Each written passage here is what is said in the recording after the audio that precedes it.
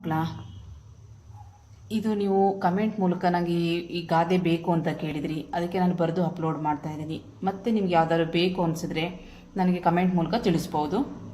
ನಿಮಗೆ ಇದು ಇಷ್ಟವಾದಲ್ಲಿ, ಯೂಸ್ಫುಲ್ ಆದಲ್ಲಿ ಪ್ಲೀಸ್ ನನಗೆ ಲೈಕ್ ಮಾಡಿ, ಸಬ್ಸ್ಕ್ರೈಬ್ ಮಾಡೋದನ್ನು ಮರಿಬೇಡಿ. ಕೊಟ್ಟಿದ್ದು ತನಗೆ, ಬಚ್ಚಿಟ್ಟಿದ್ದು ಪರರಿಗೆ.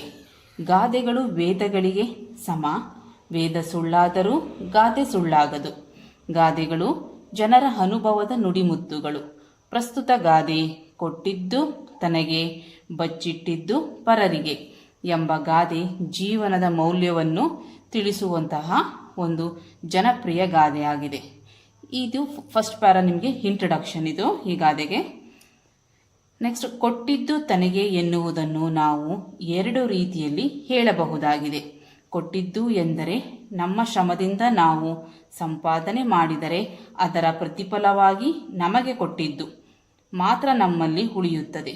ಇನ್ನೊಂದು, ನಾವು ಕೊಟ್ಟಿದ್ದು ಎಂದರೆ ಬೇರೆಯವರಿಗೆ ಸಹಾಯ ಮಾಡಿದ್ದು ನಮಗೆ ಯಾವುದಾದರೊಂದು ರೂಪದಲ್ಲಿ ಹಿಂತಿರುಗುತ್ತದೆ ಎನ್ನುವುದು. ಅಂದರೆ ಇದರ ಅರ್ಥ ಏನು? ಎರಡು ರೀತಿಯಲ್ಲಿ ನಾವು ಬೇರೆಯವರಿಗೆ ಕೊಟ್ಟಿದ್ದು, ನಮಗೆ ಬೇರೆಯವರು ಕೊಟ್ಟಿದ್ದು. ಈಗ ಎರಡು ಥರ ಹೇಳ್ಬೋದು ಇದನ್ನು. ಕೊಟ್ಟಿದ್ದು ತನಗೆ ಎನ್ನುವುದನ್ನು ನಾವು ಎರಡು ರೀತಿಯಲ್ಲಿ ಹೇಳಬಹುದಾಗಿದೆ. ಕೊಟ್ಟಿದ್ದು ಎಂದರೆ ನಮ್ಮ ಶ್ರಮದಿಂದ ನಾವು ಸಂಪಾದನೆ ಮಾಡಿದರೆ ಅದರ ಪ್ರತಿಫಲವಾಗಿ ನಮಗೆ ಕೊಟ್ಟಿದ್ದು.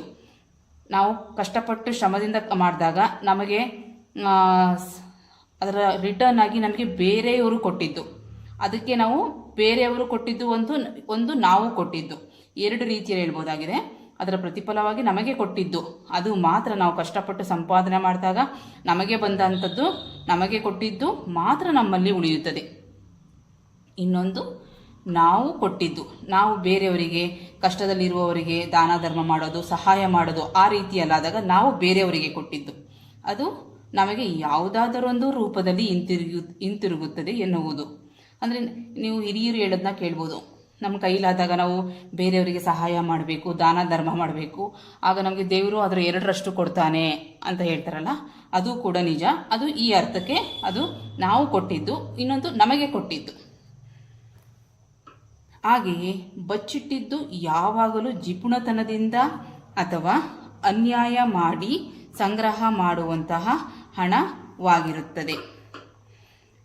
ನಾವು ಯಾವಾಗ ಬಚ್ಚಿಡ್ತೀವಿ? ಇಲ್ಲಾಂದ್ರೆ ಕೆಲವರು ಜಿಪುಣರು ಇರ್ತಾರೆ, ಖರ್ಚು ಮಾಡಲ್ಲ, ಅದನ್ನು ಕೂಡಿಟ್ಟು ಬಚ್ಚಿಡುವಂಥದ್ದು, ಆ ಹಣ ಆಗಿರುತ್ತೆ. ಇನ್ನೊಂದು ಅನ್ಯಾಯ ಮಾಡಿ ಸಂಗ್ರಹ ಮಾಡಿ ಹಣ ಅಥವಾ ಸಂಪತ್ತುವಾಗಿರುತ್ತದೆ. ಹಾಗೆ ಬಚ್ಚಿಟ್ಟಿದ್ದು ಯಾವಾಗಲೂ ಸಹ ನಮಗೆ ದೊರಕುವುದಿಲ್ಲ, ಅದು ಯಾವಾಗಲೂ ಬೇರೆಯವರ ಪಾಲಾಗುತ್ತದೆ. ನಾವೀಗ ಜಿಪುಣತನದಿಂದ ಬಚ್ಚಿಡ್ತೀವಿ, ನಮಗೆ ಎಷ್ಟು ಅವಶ್ಯಕತೆ ಇರುತ್ತೋ ಅದನ್ನು ನಾವು ಖರ್ಚು ಮಾಡಿದ್ರೆ ತುಂಬ ಜಿಪುಣತೆಯಿಂದ ನಾವು ಬಚ್ಚಿಟ್ಟಾಗ ಅವ್ರ ನಂತರ ಅದನ್ನು ಬೇರೆಯವರು ಯೂಸ್ ಮಾಡ್ತಾರೆ, ಅದು ನಮಗೆ ಸೇರೋದೇ ಇಲ್ಲ, ಅದು ಒಂದು. ಇನ್ನೊಂದು, ಅನ್ಯಾಯ ಮಾರ್ಗದಿಂದ ಸಂಪಾದನೆ ಮಾಡುವಂಥದ್ದನ್ನ ಅದು ಕೂಡ ಅದು ಸೇರೋದಿಲ್ಲ, ಅದು ಬೇರೆಯವರ ಪಾಲಾಗುತ್ತದೆ ಅನ್ನೋದು ಇದರ ಅರ್ಥ. ಉದಾಹರಣೆಗೆ, ತೆರಿಗೆ ಕಟ್ಟದೆ, ನಾವು ಸರ್ಕಾರಕ್ಕೆ ತೆರಿಗೆ ಕಟ್ಟದೆ ಸಂಗ್ರಹ ಮಾಡಿಟ್ಟಿರುವ ಕಪ್ಪು ಹಣ.